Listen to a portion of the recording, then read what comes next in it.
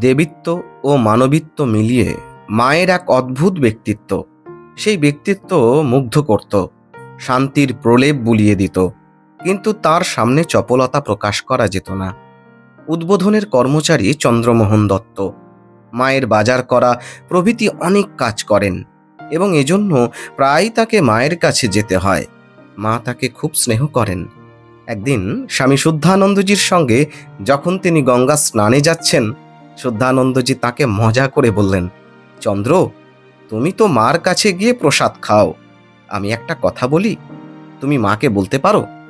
চন্দ্রবাবু বললেন, কেন পারবো না? শুদ্ধানন্দজি বললেন, তুমি মাকে গিয়ে বলতে পারো, মা, আমি মুক্তি চাই। চন্দ্রবাবু বললেন, আপনারা একটু দাঁড়ান, আমি এক্ষুনি বলে আসছি। চন্দ্রবাবু মায়ের ঘরের দিকে ছুটলেন। ওপরে গিয়ে দেখেন মা পুজোয় বসেছেন। এই ঘরে তিনি কতবার আসেন যান, আজ কিন্তু ঘরে পা দিতে তার কেমন ভয় ভয় করতে লাগলো। আস্তে আস্তে তিনি ঘরে ঢুকলেন, কিন্তু কেন জানি শরীর কাঁপতে লাগলো।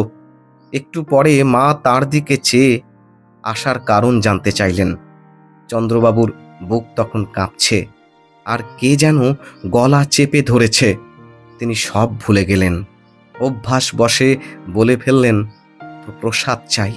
মা ইঙ্গিতে তক্তপোষের নিচে রাখা প্রসাদ দেখিয়ে দিয়ে আবার পুজোয় মন দিলেন। চন্দ্রবাবু প্রসাদ নিয়ে নেমে এলেন।